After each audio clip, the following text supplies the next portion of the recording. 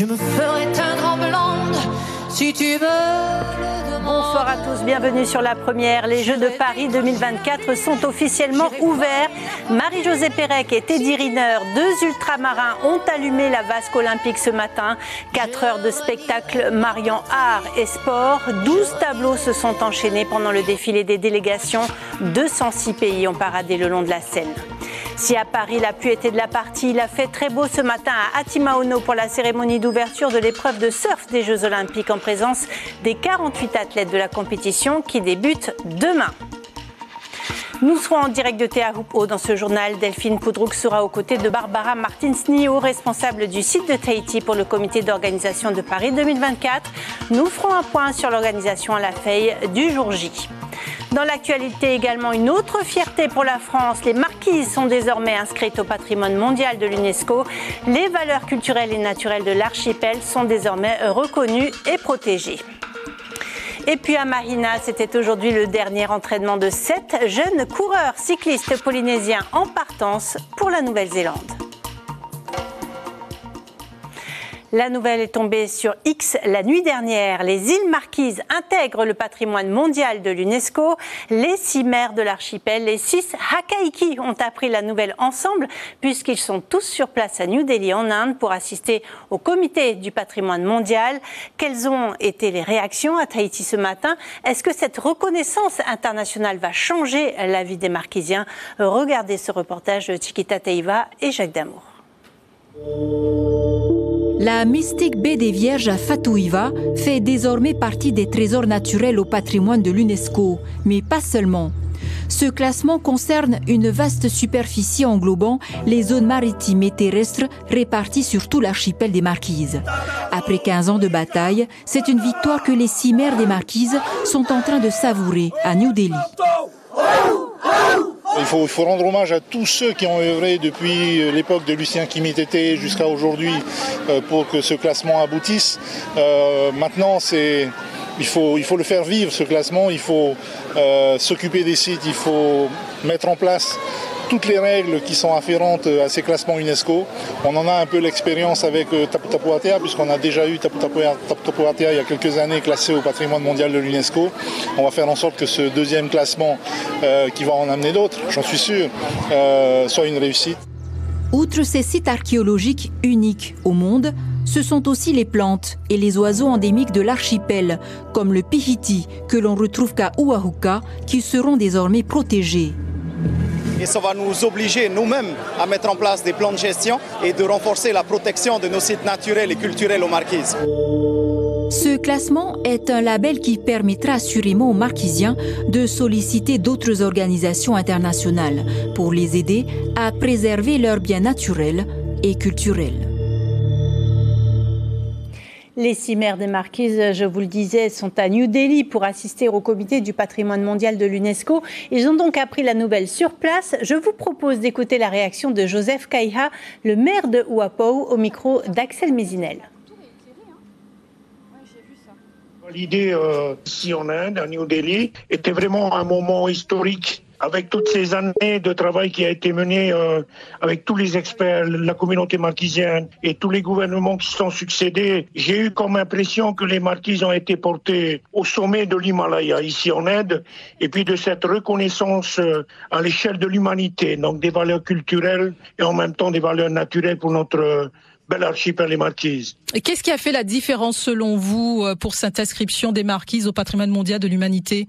Il n'y a aucune différence. Je pense que chaque site proposé, parce qu'il y a eu plusieurs sites des continents de ce monde, des pays de ce monde, qui ont été présentés à cette 46e commission de l'UNESCO ici à New Delhi, chaque site est spécifique entre un site de l'Afrique, des États-Unis, de la France au travers des îles Marquises, c'est vraiment spécifique. C'est le travail des experts pendant ces années-là pour vraiment démontrer aux yeux des décideurs de l'UNESCO la particularité de chaque site. C'est le cas des Marquises, donc une inscription mixte avec deux domaines bien différents, donc le culturel et également le naturel, mais sans oublier que l'être humain est en symbiose, est en vie continue avec la nature. C'est le cas de l'archipel des Marquises et c'est cette reconnaissance qui a fait cette différence.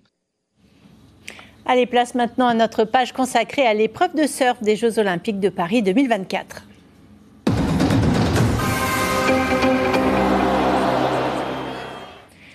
Du heavy metal devant la façade de la conciergerie, Aya Nakamura avec la carte républicaine, Céline Dion sur la Tour Eiffel. Vous avez peut-être eu la chance d'assister à la diffusion de la cérémonie aux Olympiques de Paris 2024 ce matin sur la Première et sur France 2. C'est une première. Les athlètes ont défilé sur des bateaux, sur la Seine et non pas dans un stade. Un moment suspendu avec un final époustouflant. Un spectacle inclusif au milieu des monuments de la capitale. Au même moment, à Papara, une autre cérémonie était organisée pour célébrer l'ouverture de l'épreuve de surf de Paris 2024 à Te Ahupu'o. C'est le parc d'Atimaono qui a été choisi pour accueillir les 48 surfeurs, les autorités, mais aussi les membres de la Fédération internationale de surf. Une cérémonie placée sous le signe de la nature et de la culture polynésienne. Raihei Nadjarian et Hubert Liao y ont assisté. Le Purezon, synonyme d'accueil dans la culture polynésienne. Arrivée en pirogue double, cette calebasse, aussi appelée houé, contient l'eau de la passe de Have-Air. Plus qu'un symbole, c'est un retour aux sources comme à l'époque de nos Tupuna.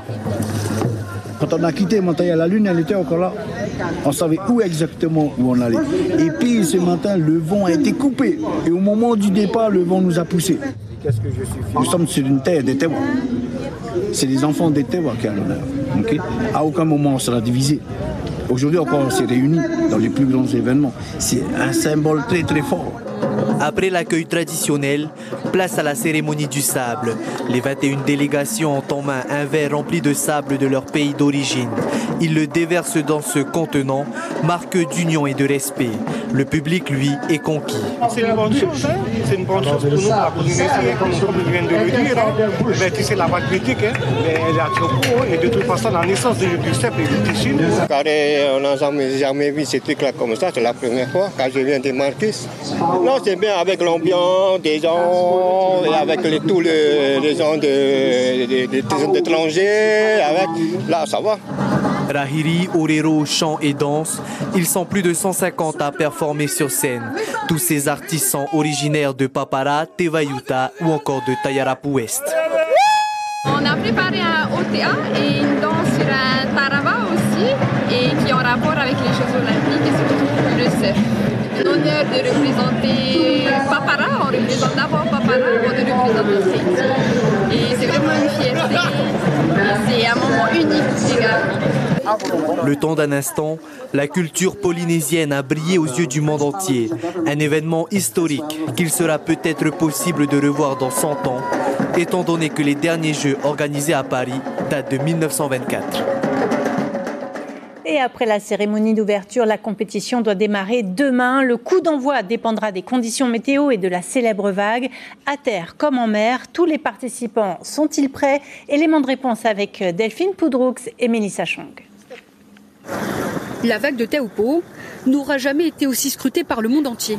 C'est elle qui décidera quand elle sera prête à être domptée pour ces Jeux Olympiques 2024. La tour des juges après polémique est bien là, les 48 athlètes aussi, et leur ange gardien, les Water Patrol également.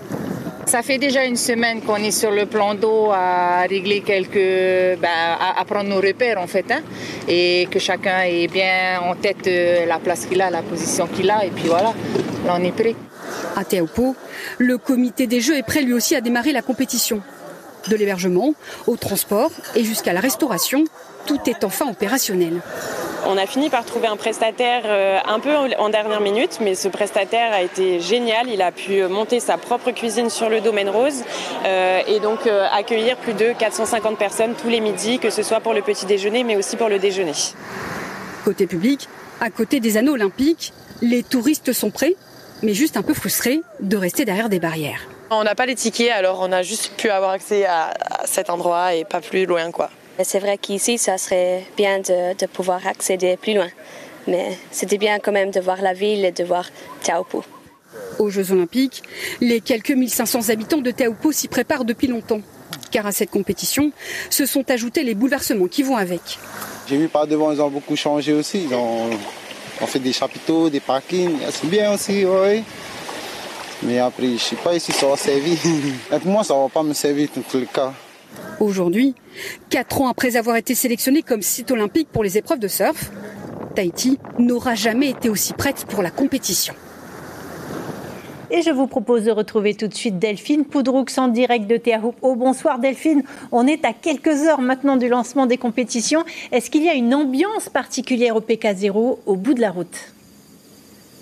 Bonsoir Cybèle. Alors à 7h bien sûr, toutes les lumières sont éteintes. Seule la tour des juges, on a vu, est encore éclairée à 7h au PK0 toute la journée. On a vu des touristes venir se faire photographier devant cette vague en ciment et surtout devant ces anneaux olympiques toute la journée aussi. On a vu des athlètes s'entraîner sur la vague et puis on a vu également les habitants essayer de vivre leur quotidien normalement malgré cette effervescence de compétition. Et puis surtout, on a vu, Cybèle, l'organisation se mettre en marche avant la compétition, une véritable fourmilière. Et je dois vous dire qu'encore à 7h, des réunions sont organisées au Domaine Rose, là où est installé le comité des Jeux Olympiques Paris 2024. Ils sont encore en réunion, ils sont encore derrière leur ordinateur pour faire les derniers réglages pour que cette compétition, ces épreuves de surf ici, à Tahiti, à Teahupo'o, se passe mieux et bien que ces derniers jours, parce qu'il a fallu faire des petits réglages évidemment. En tout cas, normalement, tout doit être prêt d'ici quelques heures et impérativement. Voilà pourquoi tous les organisateurs sont présents actuellement en réunion.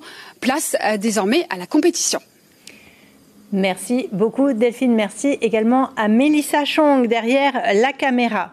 Parmi les officiels présents à la cérémonie, la ministre déléguée aux Outre-mer, Marie Guévenoux, elle a visité le PC central de sécurité des Jeux Olympiques de surf situé dans les locaux de l'Ifremer à Wairao. C'est là que tout est coordonné pour assurer la surveillance, la sécurité et la sûreté de cet événement hors norme. Gendarmerie, armée, marine, police et urgence sont pilotés depuis ce site. La ministre a pu s'entretenir avec le personnel sur place. Elle s'est exprimée au micro de Heidi Enko.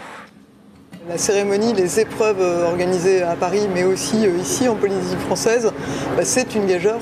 Ça nécessite le déploiement de force, de l'anticipation, de la réactivité, une bonne synergie aussi. Et ici à Tahiti, en ayant fait une réunion avec les forces de sécurité intérieure, avec la procureure aussi, dont je salue la présence.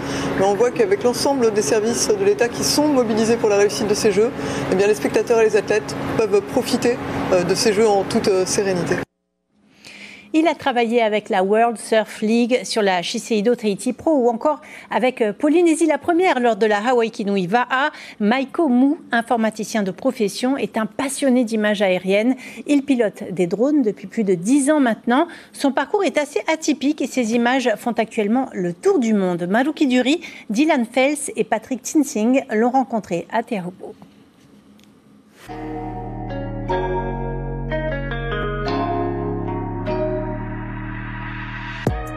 Voici le résultat d'un travail de passionné, quand l'image et la vague se croisent à travers le regard d'un autodidacte. Maiko Mu est bien connu dans la sphère du surf local. Lui, le gamin de Papara, adepte de bodyboard, mais aussi de photos et de vidéos. Au tout début, je faisais des photos de surf et tout en 2005. J'ai commencé par ça. À faire un peu des photos de tout, quoi. Et surtout à faire des photos dans l'eau, des photos de vagues vierges aussi. J'ai fait une exposition en 2011. C'était une simple évolution en fait de tout ça, quoi, d'essayer d'avoir des images un peu hautes, quoi, un peu différentes. C'est un bijou de technologie que Maiko manipule avec délicatesse. Son drone, ou plutôt sa collection de drones, est devenu son meilleur partenaire image depuis quelques années. Lui qui cherche toujours à avoir le plan parfait, la séquence qui sort de l'ordinaire.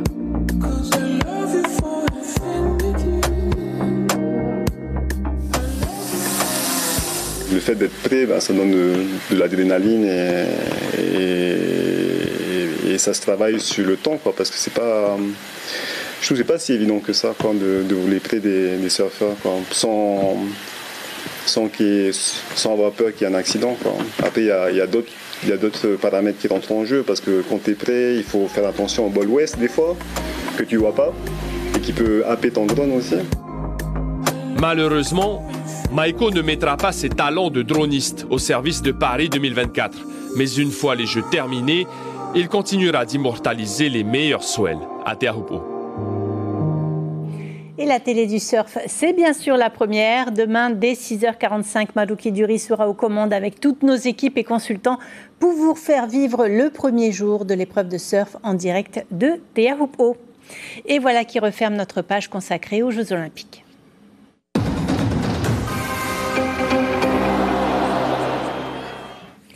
Le dernier bulletin de veille sanitaire révèle que 7 cas de coqueluche ont été rapportés en une semaine à Tahiti. Selon TNTV, 6 nourrissons de moins de 3 mois et un enfant de 2 ans ont contracté la maladie. Ces 7 cas confirmés résident tous à Tahiti. 3 d'entre eux ont été hospitalisés. Toujours 21% de grévistes chez ADT, aéroport de Tahiti. Les négociations sont en point mort. Pour la première fois aujourd'hui, les salariés ont bien voulu s'exprimer face aux médias. Ils dénoncent la présence d'amiante dans leurs bâtiments, les canalisations en mauvais état. Ils demandent le départ de leurs responsables des ressources humaines et l'amélioration de leurs conditions de travail. Ils dénoncent notamment plusieurs accidents du travail au micro de Théophane Télitois et Jacques Dameau. Il y a eu 2 accidents. Aujourd'hui encore, ce dispositif, bon, il y a eu quelques avancées techniques dessus, mais ça consiste toujours à avoir le même matériel à déployer avec des personnes. Quand il y a du vent comme ça, c'est une opération risquée, même qu'il faut quasiment annuler. Mais bon, pour des impératifs de continuité de service, il faut faire l'intervention des réparations quelquefois sur la chaussée. 2 accidents. On a représente d'ailleurs, c'est les 2 poignets cassés. On est vraiment désolé d'avoir à le dénoncer, mais c'est parce que justement, ça fait au moins, ça s'est passé en 2018, on en est où là ? On est en 2024. Après ADT et l'OPT, les conflits sociaux s'intensifient. Un préavis de grève a été déposé aujourd'hui dans la fonction publique d'État. Au centre des revendications, l'harmonisation des pensions de retraite entre la Polynésie française et l'Hexagone. Du sport encore pour terminer cette édition. 7 jeunes cyclistes polynésiens s'envoleront demain matin pour la Nouvelle-Zélande. Ils représenteront la Polynésie française lors de la Novice Tour of Manawatu. Aujourd'hui, c'était leur dernier entraînement avant le départ pour Aotearoa, Turouru Gerard et Mirko Vanfo. Donc là, on va partir tous ensemble en direction de la baie à Papeeno. Donc on reste bien à droite de la route. On reste 2 par 2. Je vous donnerai quelques petites consignes pendant qu'on roulera. Dernière directive de l'entraîneur avant le grand départ pour la Nouvelle-Zélande. Pour certains, c'est leur première compétition à l'international. Jordis, 14 ans, est le plus jeune de l'équipe. Déterminé et motivé, il compte bien ramener l'or aux Fénois. Je suis vraiment content de représenter la Polynésie. J'ai envie de montrer qu'on n'est pas là pour faire de la figuration et qu'on a vraiment envie de gagner, quoi. Il leur a fallu 1 mois de préparation et d'entraînement intensif. Kahiri, l'entraîneur de l'équipe, encadre ces jeunes 3 à 4 fois par semaine. Pour ce déplacement, il a un objectif bien précis. Le but du jeu, c'est de ramener le maximum de médailles d'or. Donc c'est pour ça qu'on est très ambitieux, on vise très haut. On a une équipe qui est assez soudée, on a des gars qui se soutiennent et avec Cassandra aussi, la seule féminine de l'équipe pour ce déplacement. Donc on est content de partir tous ensemble. Le maillot de Tahiti sera représenté avec honneur par ces 7 athlètes polynésiens. La compétition se déroulera week-end prochain du 3 au 4 août. Et on arrive au terme de cette édition. 2 informations majeures à retenir ce soir. L'inscription des marquises au patrimoine mondial de l'UNESCO. Après 30 ans d'attente, les 6 Hakaiki ont appris la bonne nouvelle ensemble à New Delhi. Les valeurs culturelles et naturelles de l'archipel ont été reconnues et protégées. La journée a également été marquée par la cérémonie d'ouverture historique qui s'est déroulée à Paris ce matin. Une cérémonie inclusive, diversifiée, métissée. 2 ultramarins ont allumé ensemble la vasque olympique. L'outre-mer aussi à l'honneur avec la cérémonie d'ouverture de l'épreuve de surf. La compétition débute demain à Teahupo'o. La cérémonie s'est tenue à Atimaono. On reste dans l'ambiance ce soir sur Polynésie la première avec le documentaire Surf, le feu sacré en première partie de soirée. Puis vous pourrez voir la série Condor. Et enfin, n'oubliez pas, demain, 6h45, Madouki Duri sera en direct de Te Ahupo pour les premières épreuves de surf. Ainsi se referme notre édition. Passez une excellente soirée sur nos antennes. On se quitte sur les images des 2 cérémonies d'ouverture à Paris et à Atimaono. À demain.